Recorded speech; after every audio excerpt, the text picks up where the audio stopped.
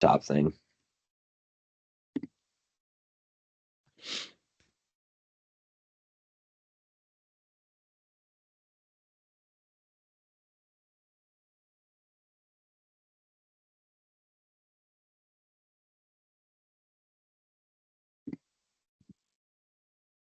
Mhm.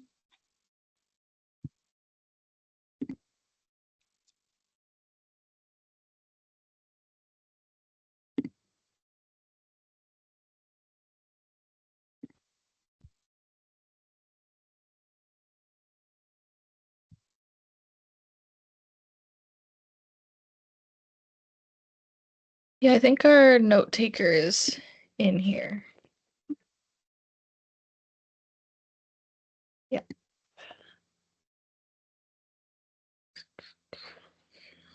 Mhm.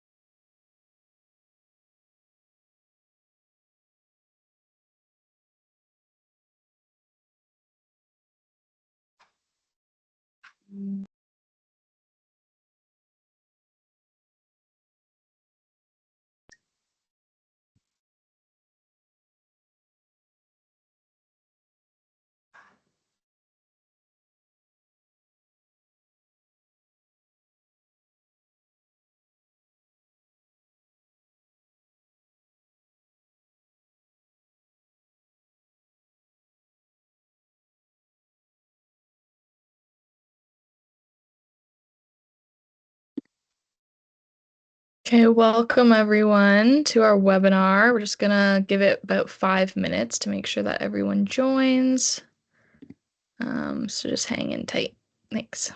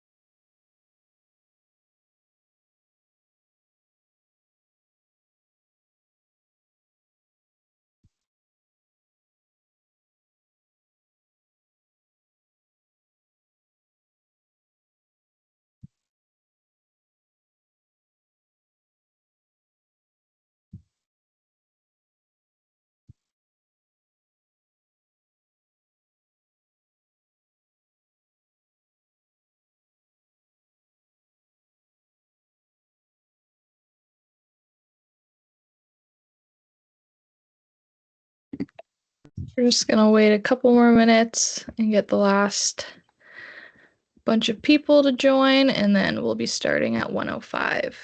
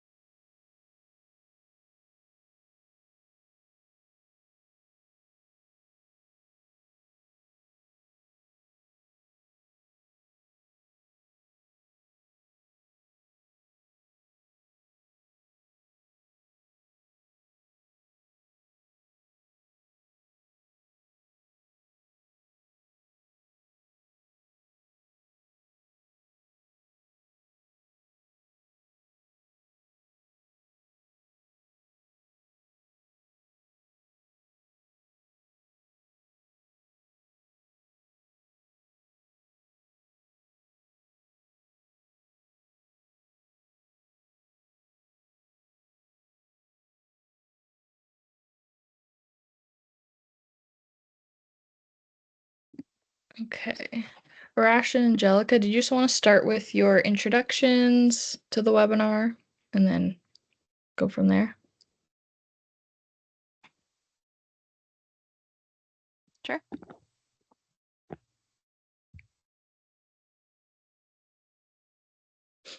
So yeah, everyone, we will be doing questions in the chat. So if you have a question, basically Arash or Jellica will be presenting the topic slide, and then you can put your question in the chat, and I'll read it aloud to them once the topic general notes are over.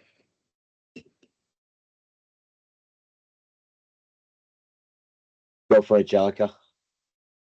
All right. Well, welcome everybody. Thanks for spending the last day of the weekend, of the weekday with us. I know everybody's probably excited to get off to the long weekend. So what better way to end the week with a little bit of knowledge sharing and some more learning. So welcome everyone to the part 2 of this webinar series.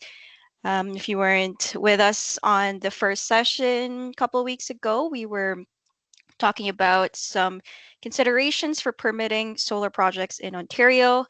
And today we want to be focusing on the civil and geotechnical aspects, including impacts on infrastructure, climate conditions, structural design, and some long-term management as well. So I'll move on to introduce ourselves.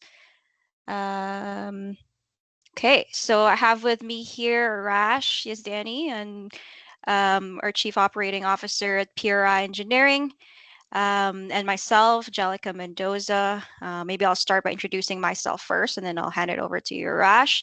So I'm the Program Manager of the Solar Engineering Department at PRI. I've been around here for 6 years now, primarily dealing with all foundation design related items, anywhere from feasibility desktop studies, geotechnical investigations, pre-production and production testing, QA/QC, and remediation design for solar foundations. Previously graduated from Queen's University and currently a licensed professional engineer in Alberta and Saskatchewan. Over to you, Arash. Thank you very much, Jellica. My name is Arash Yazdani. I'm one of the founders of PRI Engineering, also the principal engineer here. I'm a geostructural engineer, been working in the field now for over 15 years. I have completed, it might sound crazy, but probably getting pretty close to thousands of solar farms across North America, particularly as it relates to Ontario. During the FIT 1 through 5 program, I did work on over 100 projects here in the province. I am a licensed engineer and a consulting engineer, and I'm licensed in every province and territory in Canada except Quebec and Newfoundland. And I think I got the first slide, so why don't we get the thing started? Oh, okay. So just a little bit about us. So we do work across North America.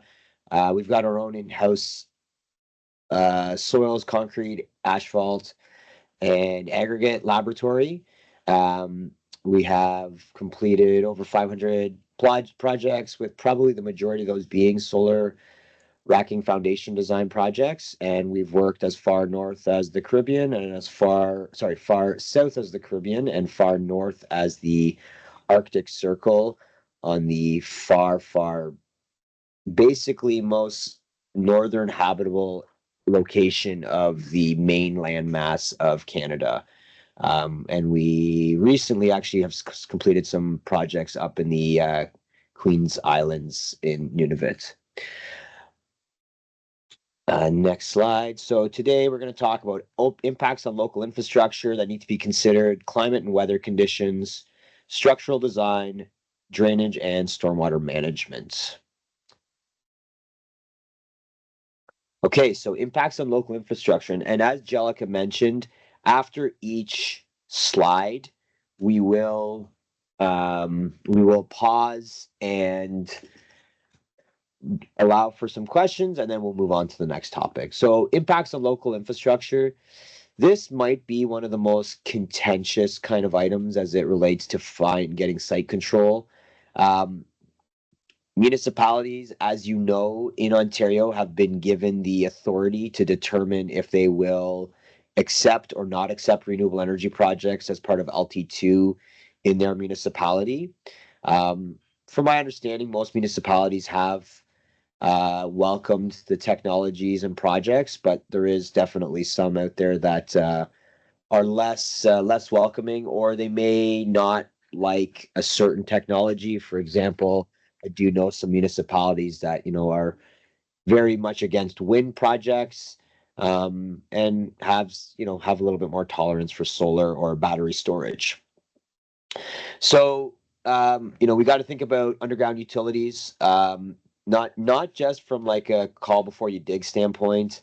Underground utilities, we need to think always when we're developing a site about the potential changes that it may have on those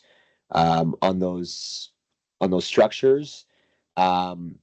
So what I mean by that is this is we're going to talk about this a little bit more on the last topic, but particularly as it relates to stormwater management, you could be negatively impacting some of the infrastructure. So that needs to be considered.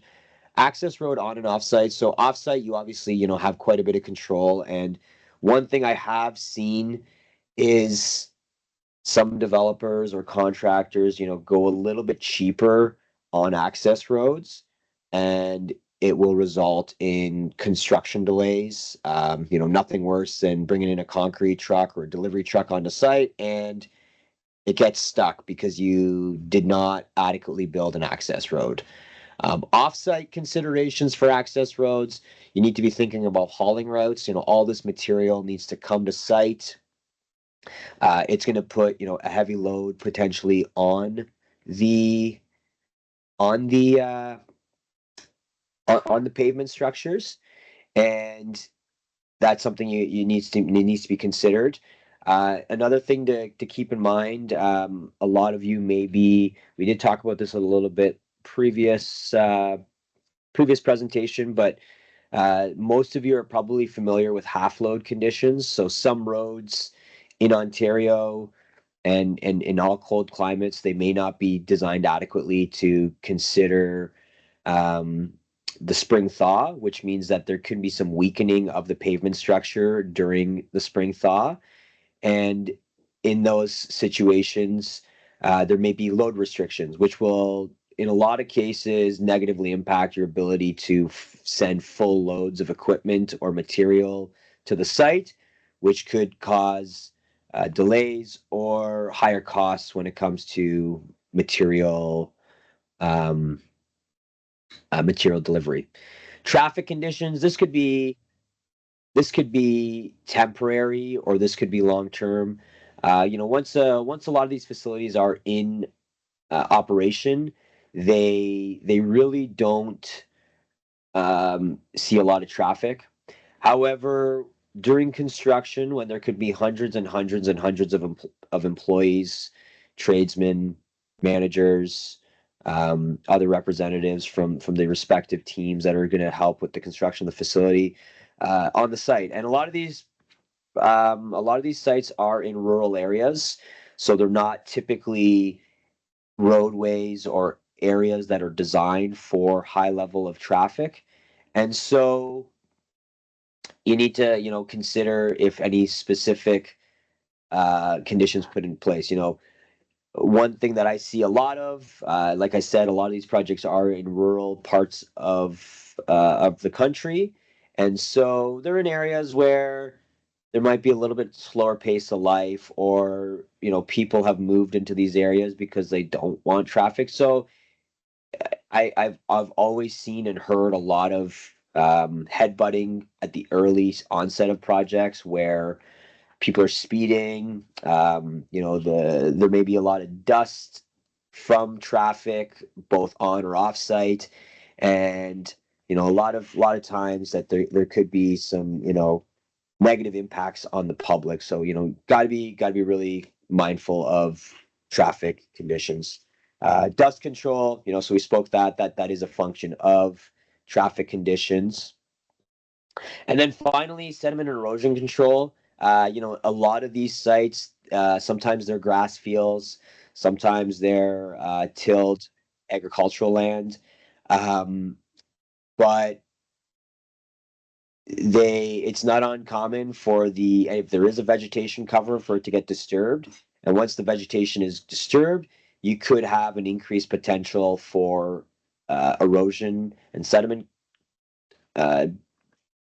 developing excess runoff, and both causing kind of hazards on the site from erosion, and then also depositing sediments off-site, and technically contaminating areas off-site. So we will pause there. I do think there was a question, so more than happy to field that before we move to the next topic. We have a question from Thomas. Thomas asks, from your experience, do municipalities require or prefer to have road use agreements? Road use agreements. I would highly encourage it. So actually, I can tell you that we've worked on projects where we weren't necessarily responsible for those, but we ended up having stop work orders on the general contractor because they did not do road work permits.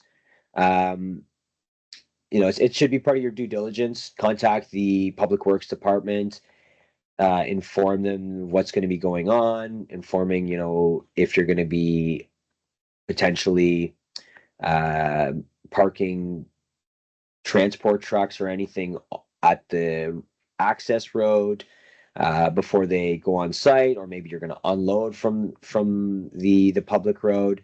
But yeah, it's really just good idea from like a public engagement standpoint to notify the municipalities, so that in hopes that they're ultimately working in collaboration with you, and they don't become your enemy. Because I have seen municipalities pull some, I would say, unethical requirements on contractors on these projects because there's a negative opinion towards some of these projects. So definitely want to try to engage where possible. Did we have any other questions for this topic? Otherwise, might be good to move on. Okay, looks like no other questions, so we'll move on to the next slide, where we will be talking about climate and weather conditions. So biggest factors here on the one note is the wind, snow, and rain loads. So these are all what's driving the structural design, which I will talk on the next slide here. But generally, if your area are susceptible to high wind loads and snow and rain loads, then that would generally result in the need for thicker structural materials or stiffer piles. So to give an idea of that, like let's say you're working with W6x9s, if you need to go stiffer, then you might need like an 8x10. If we're talking about round pipes, then thicker wall thickness, higher yield strength, and generally all of these lead to higher material costs as well. So that's one thing to consider there. So the next item here is frost loads. So here in Canada and upper United States as well, the biggest drivers of structural design is frost. So it will affect your pile lengths, embedment depths for your foundations. So having an understanding of the frost penetration depths in your areas is one of the biggest considerations as well. And then a third point here, special consideration in permafrost areas is it's more of a temperature driven design. There's a lot more sensitivity to climate data. due to the active layer thickness that's above the permafrost. So, and there's a lot of design considerations that are linked to that because of the long-term climate changes. And there's new considerations for adapting to all that thawing over the long term. So definitely special considerations on that. So I'll pause there in case we have any specific questions on these 3 items here before I move on to the next slide.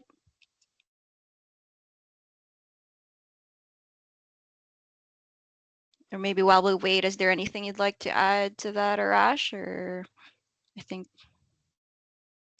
No, I think that covered it all. Okay. No questions, Livia, so far? Nope. Seems to be okay. Yeah, if anyone thinks of questions from previous topics or slides, we will also do some questions at the end, so your questions won't be missed. Sounds good. I will move over to the third topic here where we talk about structural design. So generally for racking, there's 2 types. So it could be fixed tilt or a tracker. And this is determined by the racking company who will propose their system that would be appropriate for the given site conditions. And once that's determined, then that will dictate what the requirements are for the foundation side of things. So usually the type of the system will tell us what the required cross-section is for the pile foundations. It could be W sections or round pipes. And obviously we will do our investigation on the foundation side of things as well. And if we happen to need a different cross section than what is required, then you may need to consider having an adapter to connect to the racking system. So that's another consideration there. Loading types. So depending on the position of the different piles, you can have different loading configurations. So for a tracker, for example, the posts that are carrying the motors generally may take more loads from that table. And then you have some exterior and interior piles as well. And this could be within the same table where the exterior piles may be more exposed to the wind and snow loads, and the interior piles may take less. In other cases, you can think of it as exterior tables as well. So from a bird's eye view, if you think about like the exterior tables that may be more exposed to the wind and snow loads, like those can take on higher loads as well. So there's a lot of ways to optimize the different post configurations, which could directly affect the design there. The fourth point here is leading edge stick-up height or post clearance, different terms for the same thing. So your racking system will also dictate what their clearances are with respect to the current slopes. And there's 2 ways that you can handle that. So there's obviously the grading activities where you can cut and fill the side material. But another way to combat that is with just the stick-up height tolerances. So typically when we procure the piles for the racking systems, we would add a little bit of tolerance to that pile length to give more flexibility during construction. And that would allow us to just cut the pile to the desired height to eliminate the need for any grading. Then the next point here is maximum deflection tolerances. So this is what we designed for on the foundation side of things, and this is dictated by the structure. So depending on the racking system, they may have different deflection tolerances, both vertical and lateral. And a good understanding of what those deflection limits are can really help us be more flexible on the foundation side of things. Typically, if you give us just a rule of thumb, that's typically a 1-inch maximum deflection based on the building code. But it is recommended that the racking companies do their detailed analysis and calculations to determine what that real limits are, to help us be more aggressive on the foundation design side of things, because you might find that your deflection tolerances are actually higher than that building code rule of thumb. So there's that. And then finally, for auxiliary structures, electrical panels, BESS, we basically treat those the same. We would need the snow wind loads for those structures, and then we would also, knowing where those locations are at the start would allow us to include those areas in the investigation and testing side of things. Those can either be pad mounted or pile mounted. So we would just need the loads for that, and then we can do the foundation designs accordingly. Oh, one thing I would like to add as well is we would caution against racking products out there where they would give you a cheap racking price for which may consist of like thinner materials for the racking system. Just a caution there, because that could mean that would translate more loads to the foundation side of things. So even if you have a cheaper racking system, it might mean that we need to over design from the foundation side of things to carry all those loads from the structure.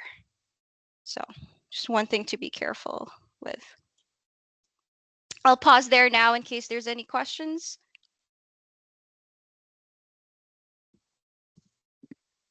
Okay, we have a question from Ahmed. Internal pile versus external pile. Internal table versus external table. Who decides which? We'll start with that question, and then he has a second question. Sure. So that would depend directly on the racking system. That's a racking design. And then next question is the geotech slash... Oh. Sorry, I'll just add something. So yeah, the racking supplier does decide. In a lot of cases, I would say most sophisticated racking suppliers have gone through some form of wind tunnel study, whether it's desktop or a physical model in the wind tunnel, and that wind zoning will typically be determined as per their wind tunnel study. So they determine it to some degree, but it's a function of a wind engineering expert. Just they be analyzing kind of the shading effects of different systems. Although most systems work similarly, there is some slight differences with module size and array size and overall orientation that could have an effect on the wind coefficients. Yeah, I guess that goes into his second part of his question. Is it the geotech slash structural engineer, PRI, or the racking manufacturer, or a joint collaboration? I think that answered that part. And then we have a second question from Farin. Besides the CNBC loads, such as dead load, snow load, wind load, are there any specific CSA or industry-specific guidelines as to what load considerations to use for racking system foundation design?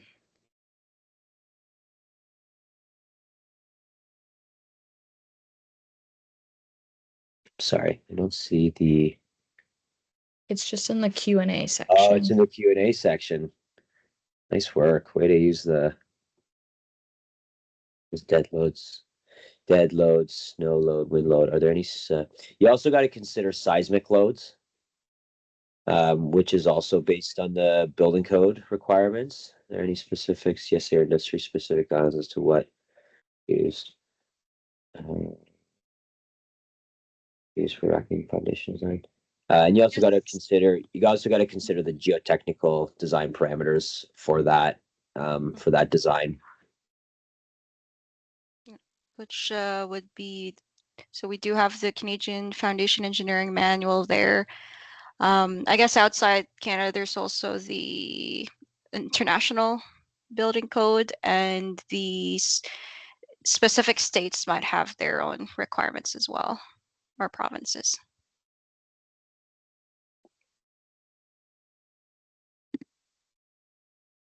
Okay, I think that's all the questions that we have right now. Okay. Should we go to the next and final topic?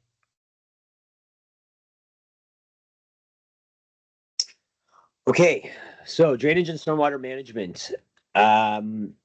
So one of the big challenges with solar farms is the vast size of them.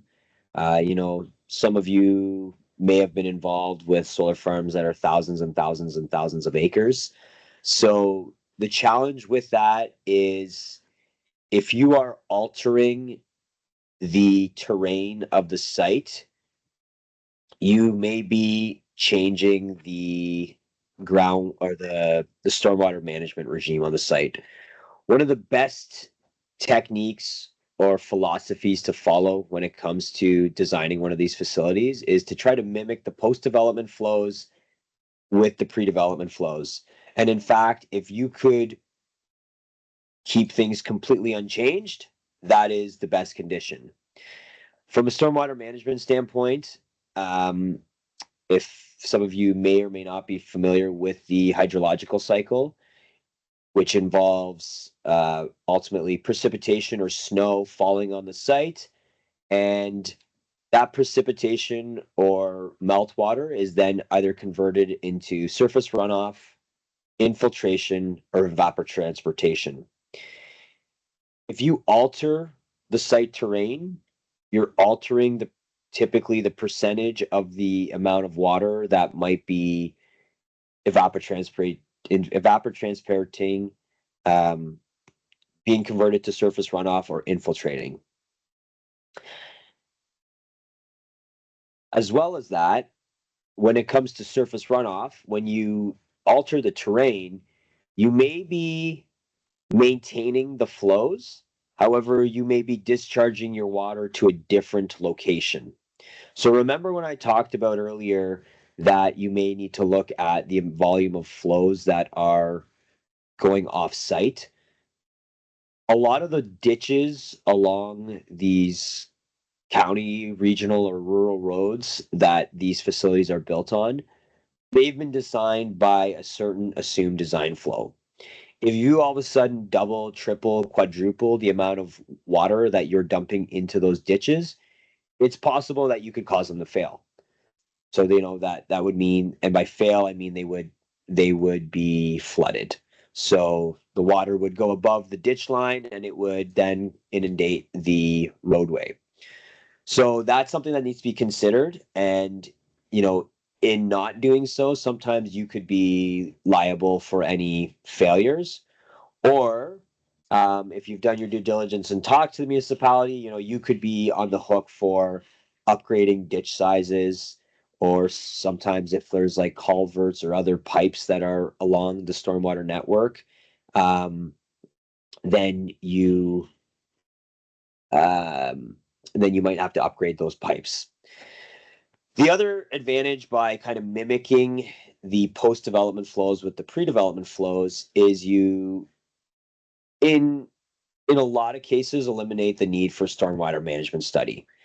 So stormwater management studies can be pretty costly. They also require, in a lot of cases, approval by Ministry of Environments or other provincial authorities. So there is obviously some major benefits in eliminating the need for doing one of those studies. And by eliminating the needs for those studies, you obviously aren't having to go through a regulatory approval process, which in some cases means that you can avoid permitting of your project for a specific need as it relates to stormwater management and drainage. That is all on that topic. Do we have any questions?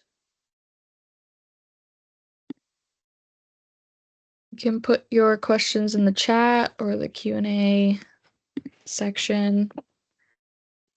Also, if you have any, we'll start with the questions about this topic, but if anyone has any questions from previous slides that they just thought of, you can comment those down below as well.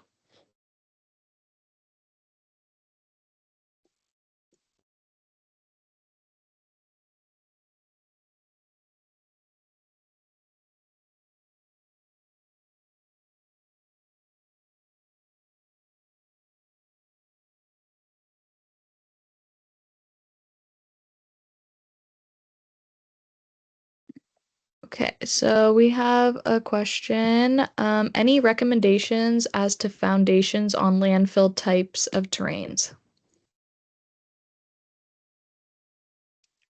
Did you say landfill types? Yes. Rash, you want to take that on? Sure. It really depends on the construction of the landfill.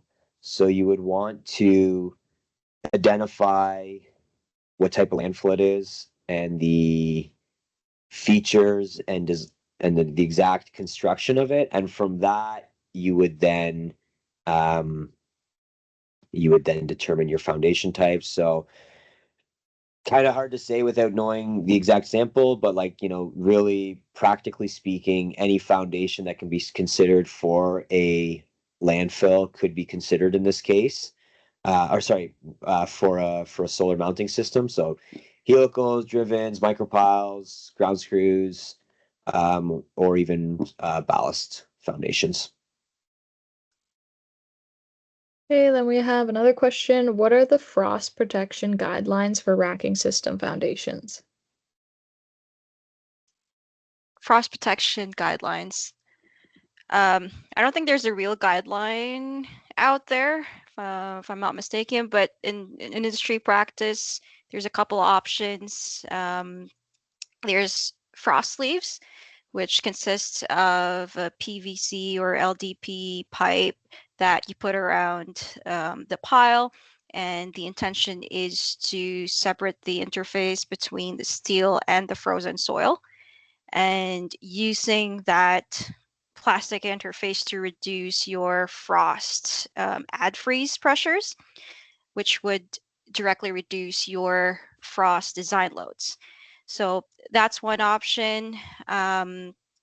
For a W section pile or an I-beam, there is another product out there that we use. It's called a yellow jacket, which is basically it acts the same way as the PVC pipe. It's just a plastic wrapping that you wrap around the W section in the frost area. So it does the same thing as the pipe to reduce your frost add freeze pressures.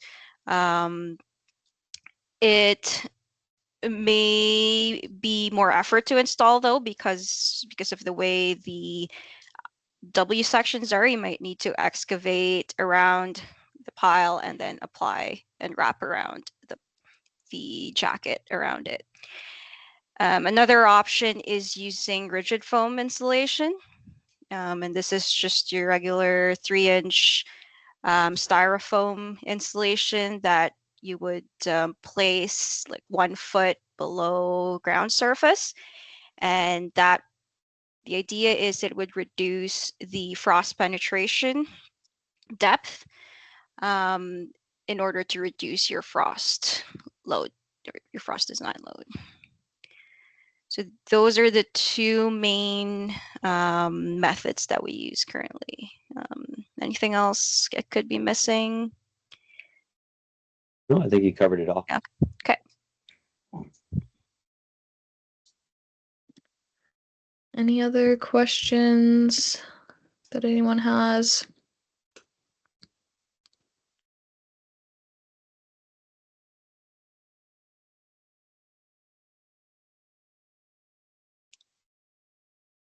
Okay. It sounds like this is going to be a short one. There was one question. Oh, there is Angelica. one more? Okay. One more question. I think you might have touched on this last presentation. Have you encountered PV projects that have involved extensive tree clearing? If so, how do you manage the erosion mitigation?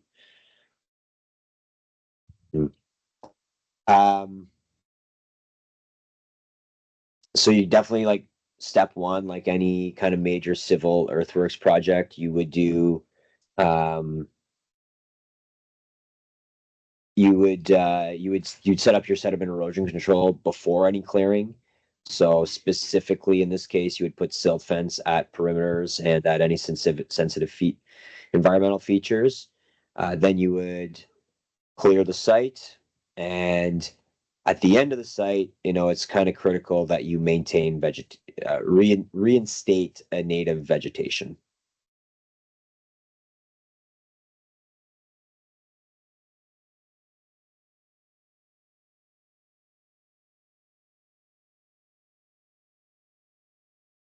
Okay.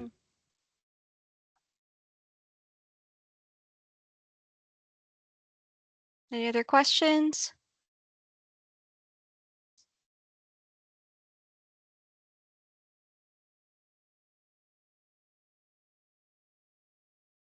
Okay.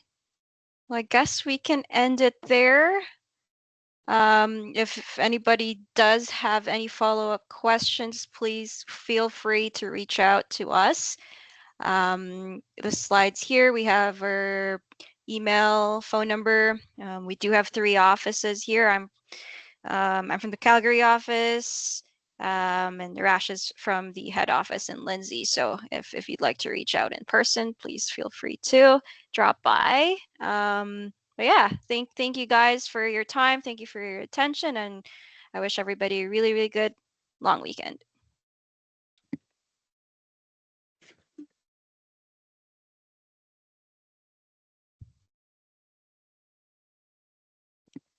Yeah, thank you, everyone. The recording of the webinar will be all sent to you, so you can watch it back. But yeah, thank you.